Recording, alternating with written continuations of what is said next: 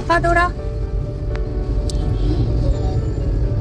বৃষ্টির জন্য সিটটা লাগানো হয়েছে। যখন 2 বছর বয়স ছিল তখন থেকেই ওকে নিয়ে আমরা রোড ট্রিপে যাই। এতদিন আমি ওকে আমার কোলে বসিয়েই নিয়ে যেতাম। এখনও বড় হচ্ছে আর আমাদের রোড ট্রিপ প্রায় 10-12 ঘন্টা সিটে বসে থাকতে হয়। তো ওকে নিয়ে বসে থাকাটা বেশ কষ্টসাধ্যই হয়ে যায়। তো অনেক দিন থেকেই মাথার মধ্যে চলছিল কার সিটের কথা। কিন্তু কখনো কখনো মনে হতো ওকে তো ছোটোবেলা থেকে অভ্যাস করায়নি সিটে বসানো, ও বসবে কি বসবে না।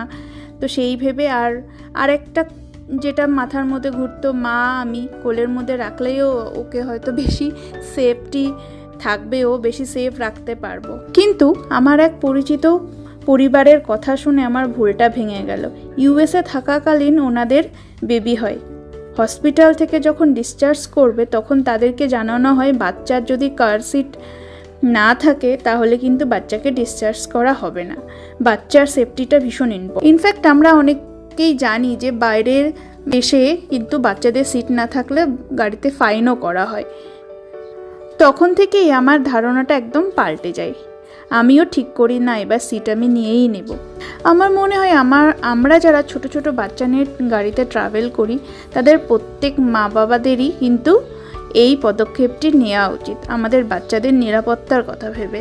তো এই রোড ট্রিপ থেকে আমি যতটা দেখলাম সিটে বসে কিন্তু বাচ্চারা অনেক বেশি সেফ থাকে, অনেক বেশি কমফোর্টেবলও থাকে। প্রথম দিকে একটু প্রবলেম করবে, বসতে চাইবে না, যাদের ছোটোবেলা থেকে অভ্যাস নেই।